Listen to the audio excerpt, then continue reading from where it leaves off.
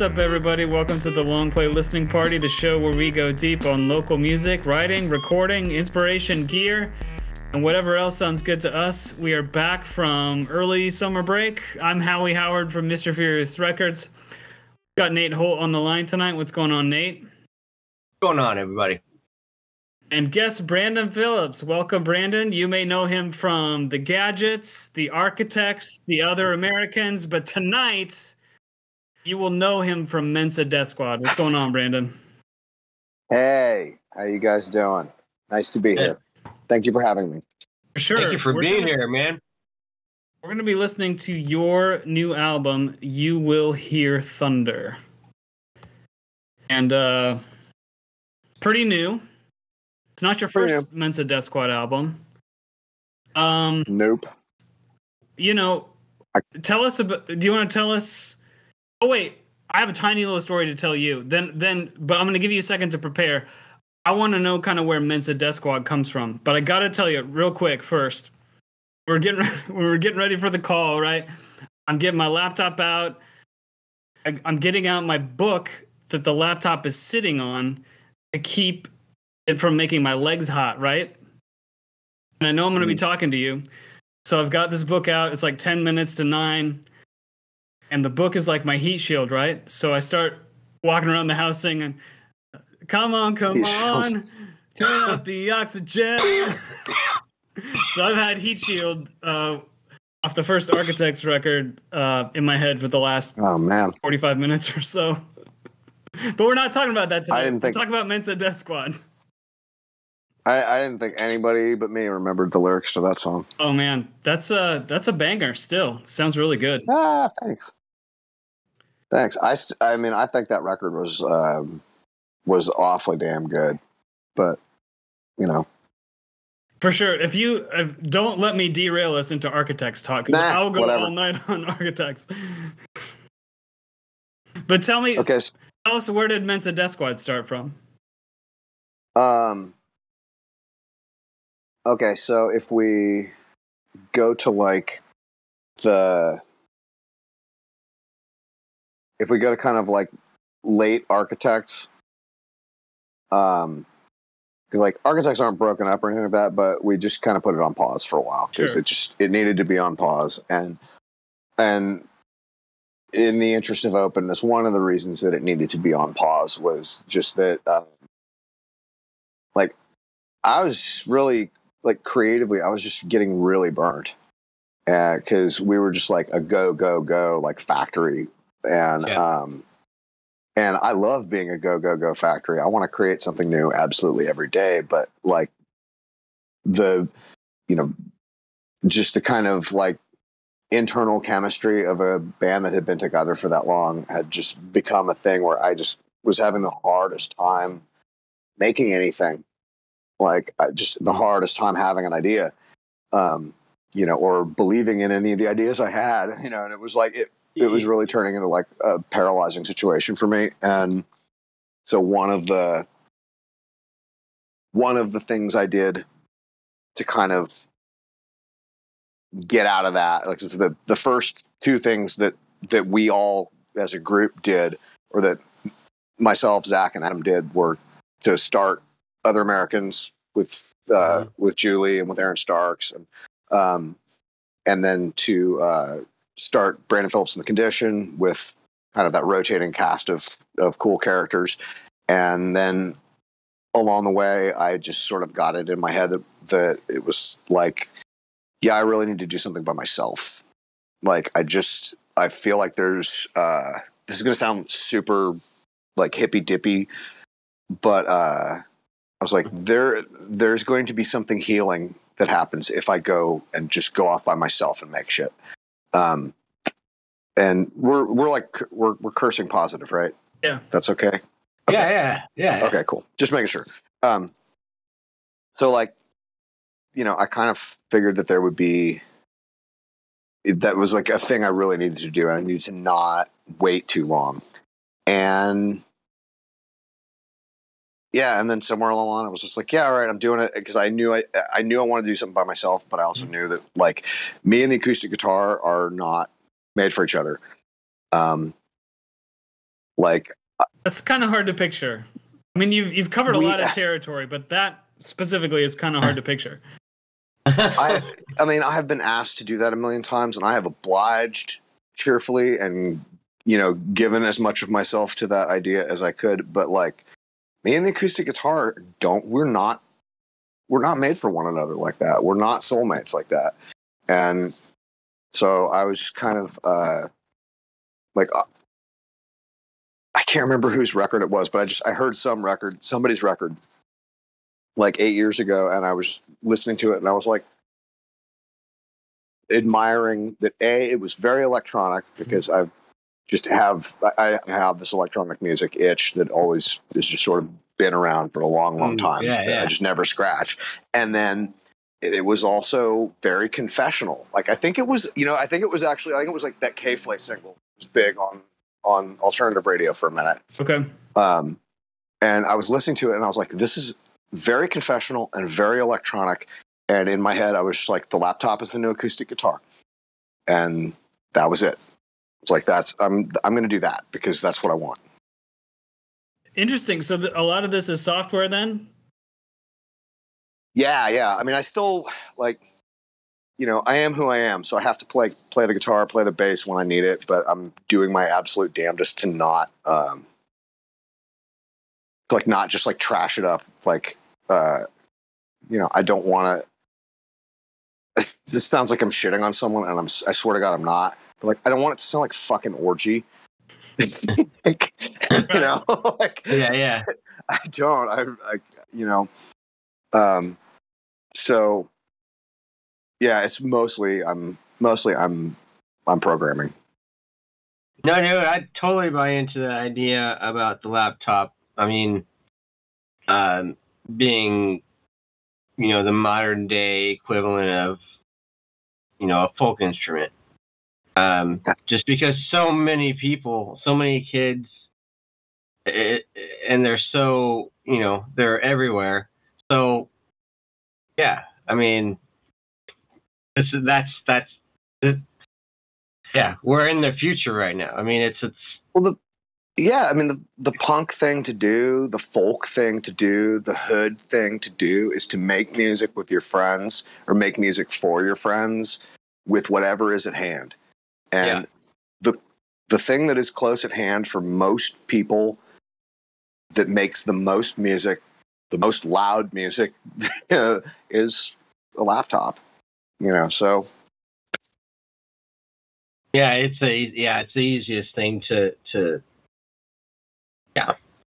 Let's hear some of this Completely agree laptop with that. music, Nate. Why don't you hit us with something? Yeah, we can do this.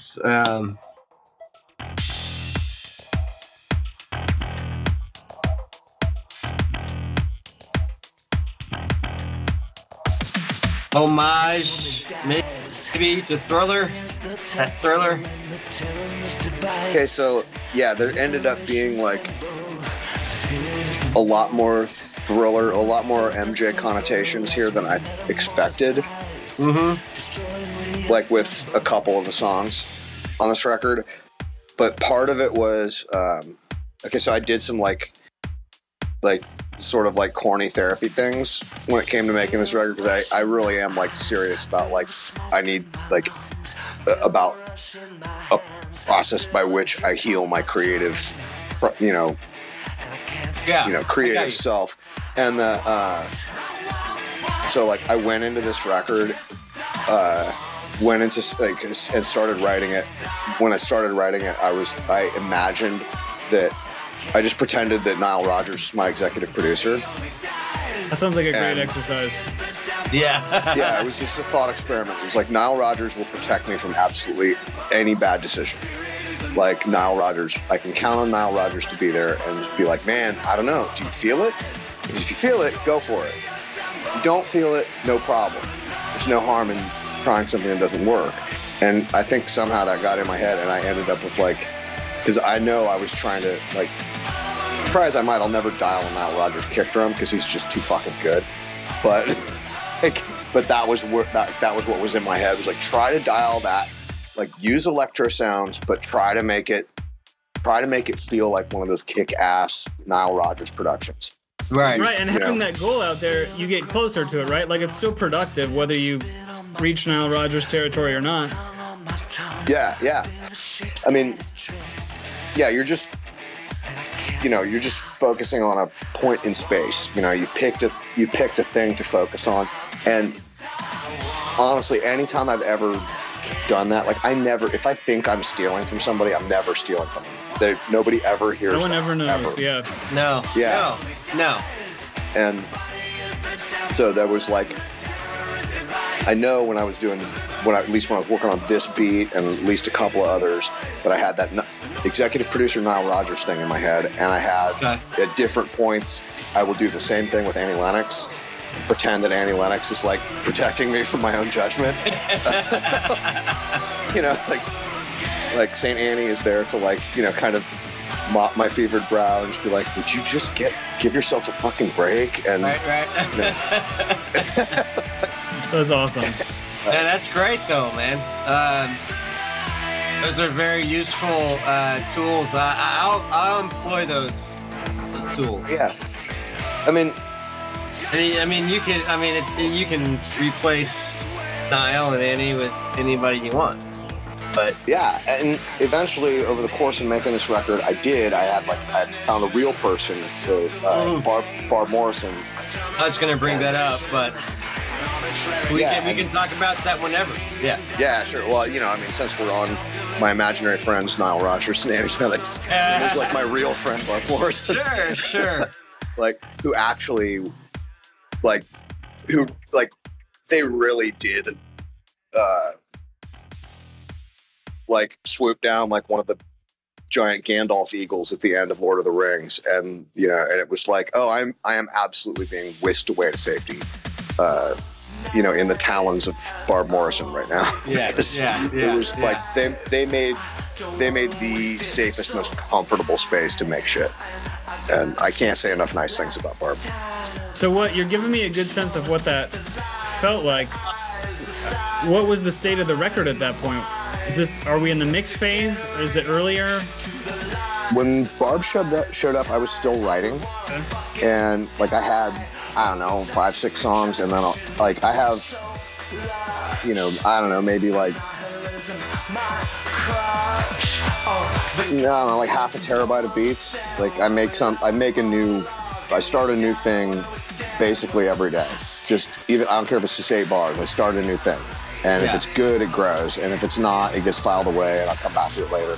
But like, so like, I was maybe 5 or 6 songs deep when I started hanging out with Barb.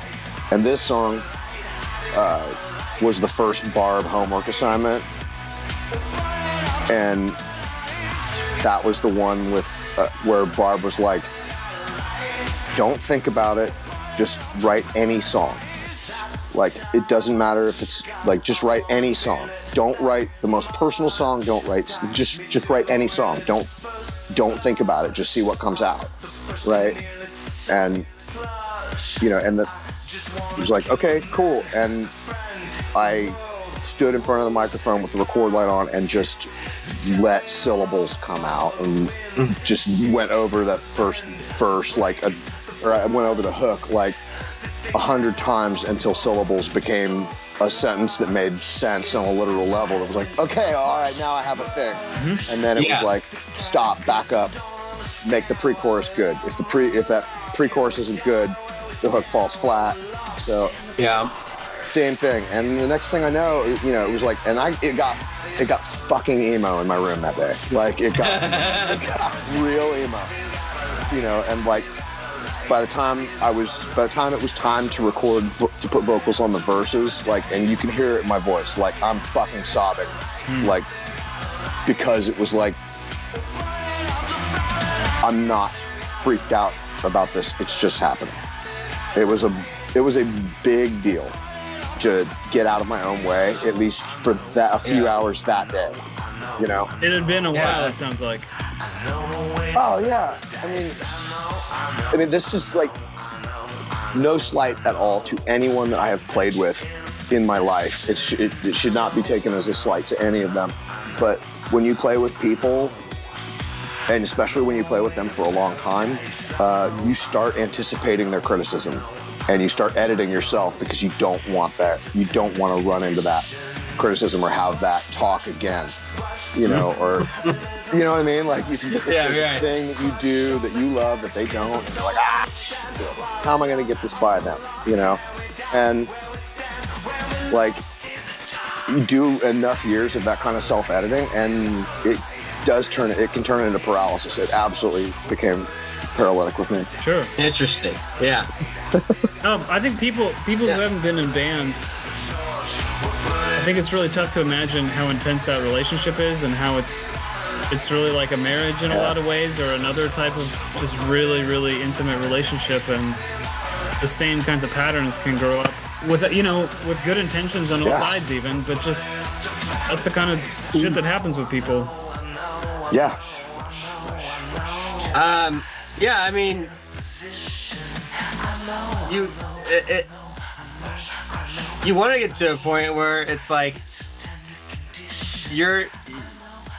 what you're doing, you know, it's you like it, and your band members appreciate what you're bringing to it.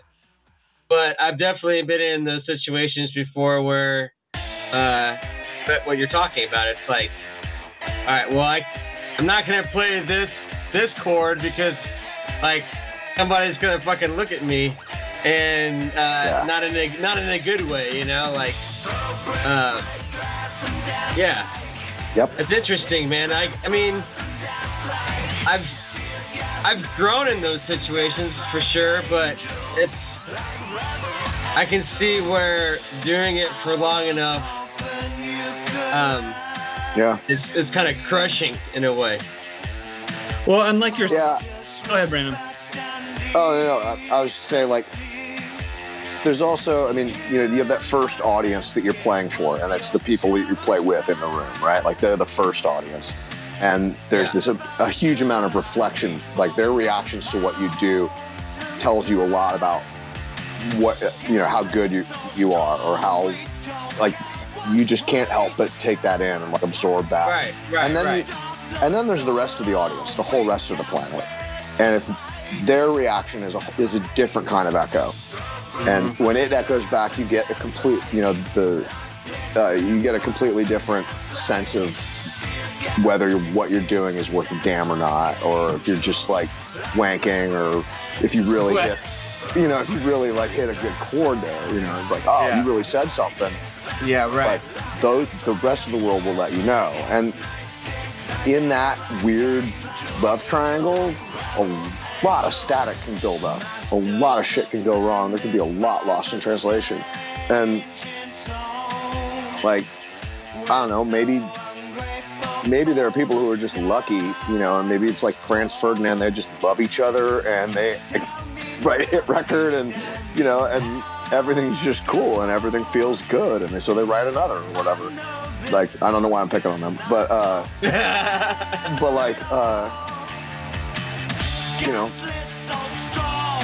I don't know. No, man, I enjoy this conversation because I there's all kinds of situations, man. Like, and the longer I play music with people, the more I appreciate, you know, a situation where you're free to kind of like say what you feel, but like you can try whatever you want, and nobody's gonna like ostracize you or anything. Like they might be like, you know, they're like, and any criticism from like, they're trying to make you a better person, man. Like, those are healthy fucking relationships, and those are the kind of fucking bands I love being in, man. And, oh yeah. And I think sometimes maybe you have to be on your own to feel like that. I don't know. This was like, you know, the way that I'm sure that this is like, you know, the foot of the path of the healing journey or whatever, is that it's just me and an audience. Yeah. Like, it's just me and an audience, and when I'm very lucky, I'll have like a really good Sherpa, like Barb, who can show up and be like, yeah, this is like, who can show up and just be like, I don't know, I don't feel like you're telling me the truth here. I feel like you're hiding something, right? Mm. And my interest at this point, after all the bazillion records I've made, is like, I would really love to just like get down to like the gnarliest, ugliest truth I have.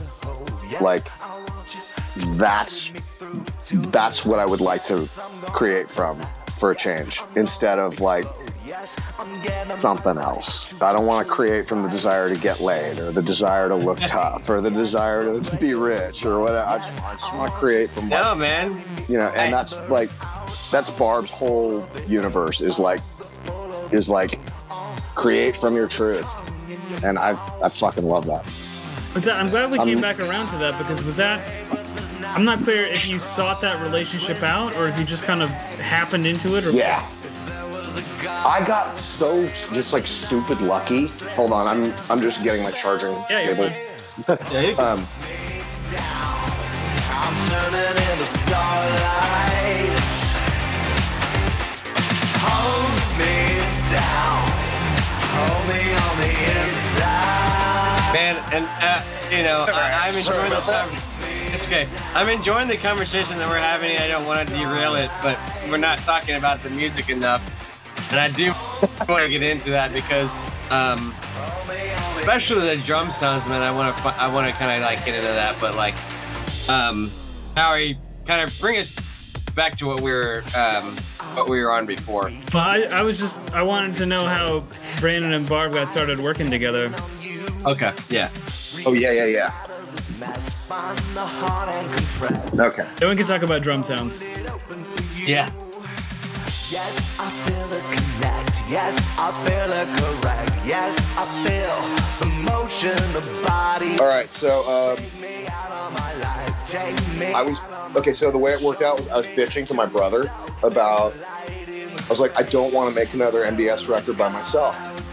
Like, I don't want, I was saying, like, I don't want to put a band together, and I don't want to, like, I don't want to do it any of the ways that I've done it in the past, but I feel like I really want help. I really want somebody that I trust, and like on a like a really deep personal level, I was like, I don't want it to be a man.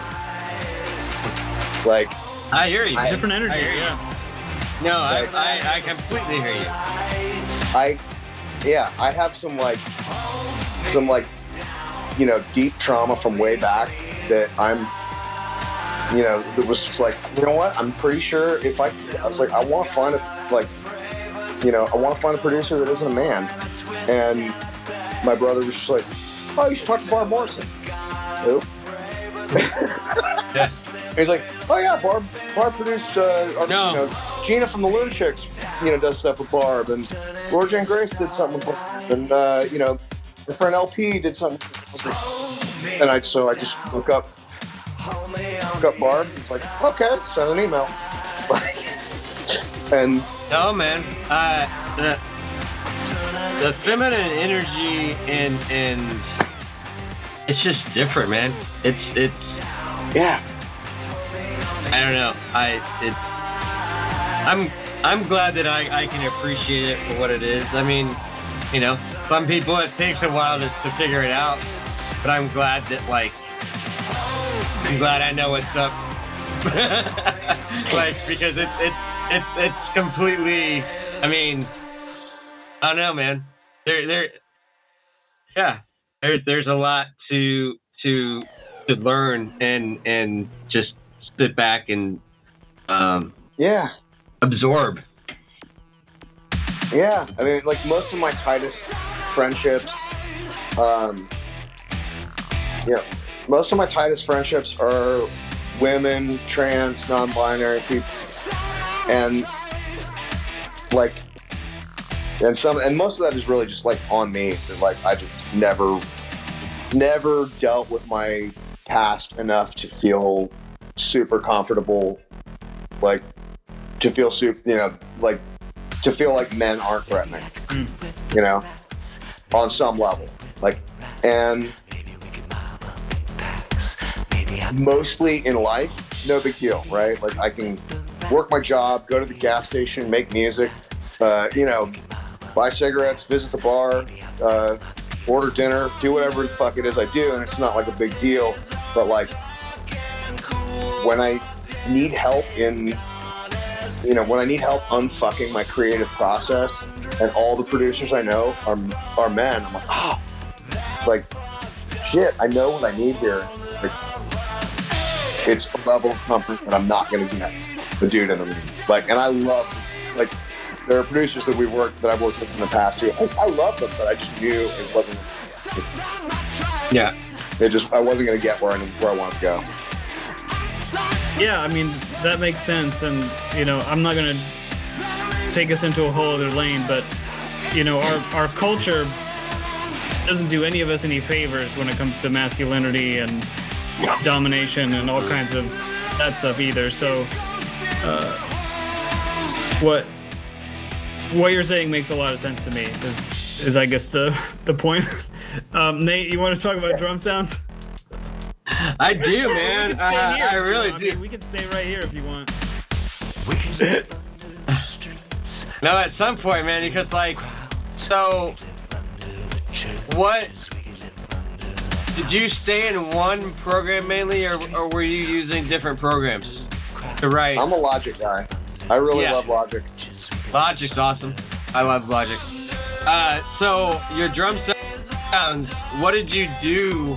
I mean, did you record live drums? Because, like, to me, and it would make sense if you are a drummer or play drums, you would write more from that perspective. But the sounds to me are what they don't. Like, I know it's electronic, but the sounds kind of make it seem a little bit of more hybrid. Yeah. Like, I could definitely see, you know, a drummer playing this stuff. You know, I don't know, triggers or whatever, but I could definitely see, you know, an acoustic or a hybrid acoustic electric kit doing this. And I don't see, and I'm not trying to, to dominate the conversation, but like my productions, like, you know, I drum machines and stuff, but they sound electronic. These drums don't sound. Are there layers? This feels kind of layered to me. Yeah. So, yeah, there's always layers. Like, I don't do anything with one sample. Like, everything is multiple samples and layers, and just kind of, you know, tweaked or shaped or pitched or whatever, so that, you know, to try to create some fun texture, right? And so there was a bunch of these songs where I was like really trying to get kind of an electro version of a Nile Rodgers kit or something like that, right? And then there's some of these songs where I was like trying to take like really classic electro drum kind of samples, but make them sound kind of punk without just like piling shitloads of distortion on it. Sure. Right. But like give it an almost uncomfortable amount of punch. Yeah, because like a lot of electronic music is so smooth and it's so perfect, and it's been sanded and polished and buffed and varnished so many times that it just loses a sense of like, I don't know, like emotionality or something with me. Like I get really bummed when I hear awesome ideas executed with this like polished stuff. Yeah. Kind of dirty, shitty, and punk. No, I definitely hear that punchy shit that you're talking about, but you used or you worked with Joel at Element to master, or did you mix any of this stuff with him? I didn't mean to mix everything myself, but I mixed everything myself because Barb was Barb kind of forced that. Barb was like, dude, you're like 2 hours away from a finished mix on every single one of these. Like, you don't need to call anyone. You don't need anyone. I was like, oh God, okay. Those last 2 hours are. Well, those man, that's the kind of stuff you need to hear because, like, yeah, man, you know, that is the hardest part sometimes. It's just that last 5% or whatever it is. Yeah, that's always the part where I'm just like, oh, for fuck's sakes, just let it be done. I don't want one more pass. God damn it! Like, I don't want to change this master bus EQ. Right. And honestly, having been in the Architects and the Gadgets and all the other bands I've been in for so long, like, mixing is such a pain in the ass for me because I've just blasted my ears for, like, you know, a long time with very high levels of sound pressure. And so, like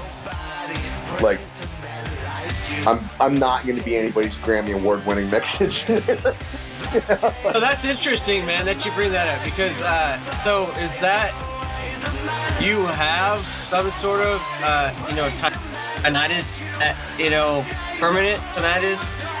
Oh hell yeah, for sure. Yeah. Oh yeah. And I can see that, man. I can see that being like really. And I wear earplugs and shit when I play now because it just got to be where, 2 days of just like not hearing anything but ringing. Like I couldn't do that anymore. Yeah, I realized like 2 years ago that it had been a really long time since I'd heard crickets. Like shit, I can't hear crickets anymore. Yeah. And it's funny because like when I go to DS something in Logic, I'll just be like scrolling that DS-er through the frequencies, and right about between 86 and 87, like I don't hear it. I see the light, I see it's working, but I don't hear it fucking. That's crazy, man. Yeah. I think I played a gig without. No. We saw a show. Amber and I, my wife and I, went to see. I think it was like Jingles or somebody, but it was the record bar, and I had earplugs and Amber didn't, and like something happened. We were pretty close to a speaker, and like she was like, all of a sudden it was like, I can't do this, and so I gave her my earplugs, and the rest of the show, like it was me, and for like a day and a half or something like that after that, it was just like, and it's like, I can't do anything, like musically, like critically musically, like, it's kind of pointless. Like, I can't even enjoy listening to music right now. Yeah, protect your ears, everybody. Right. Yeah, seriously. One of the things... So talking about Mensa Deathsquad, drum sounds and mixes and everything. One of the things I really like about this album in particular is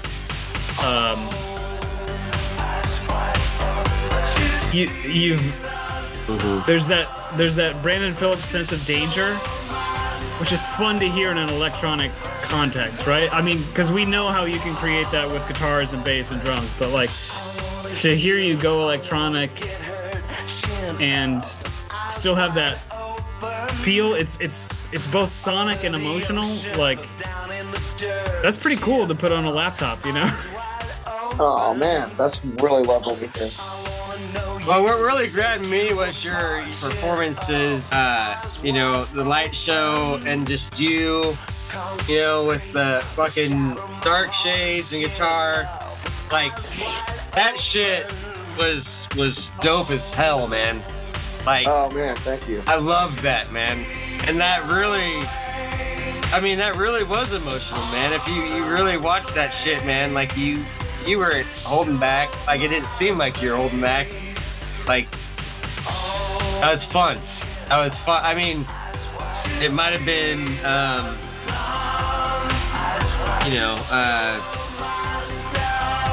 emotional, or you might have been feeling some type of way, but it was as a listener, as a fan, it was good to see that kind of come through, I think. Man, thank you. I was like making all those videos, and I was like, man, I just have to do this because that was like the deepest part of the pandemic. Yeah, right. Like, I'm gonna buy lights, and I'm just gonna make videos in my rehearsal space because that's the only way that I can. No, man, that was fantastic, dude. It gives me a reason to keep rehearsing, and man, thank you. Yeah, it was like that was a great idea, and that was really well executed too, I thought. I mean, thank you. You know, I can't speak for other people, but like in terms of like being a musician and then being the fan and everything, appreciating it, and yeah, kudos for sure. Thank you. That was like, I couldn't. It was like everywhere you went on social media during that first year of the pandemic, there was like musicians like playing in their houses or whatever, and it was like, I'm just gonna put my laptop on the coffee table and stand here in the living room and play into the laptop, and there's a hamper of dirty laundry behind me, and my dog's gonna run through the frame like 16, and you're just like, I hate this. I don't know how other people felt about it. I'm sure other people thought this shit was charming. I was like, I hate this. Like, I'm such a showbiz whore. Like, I want curtains and lights and fucking fog machines and shit. You know what, man? Like, that's funny because you say that. Like, I thought something that was like authentic in terms of like the setting, couch, and stuff is shit. Name is escaping me now. Man, I'll think of it in a minute. But we can put it in the notes if you remember. We'll put it in the notes when I remember, and I will remember. I thought it was really well done, and they performed. It was electronic. I'll probably remember in the next in part 2 of the show, actually, because if we haven't noticed, the music has stopped. Yeah. Finish your thought. We'll get to part 2. Yeah. Yeah, man. I don't know where I was going with that. After I lost the name. No worries. We'll pick it up next week. Brandon, don't go anywhere. Yeah. Stay with us.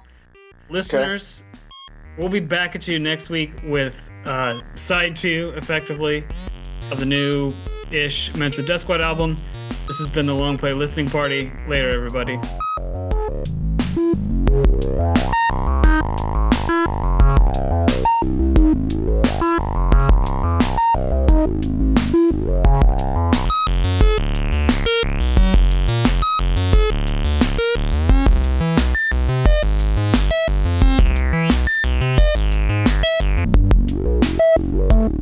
Thank you.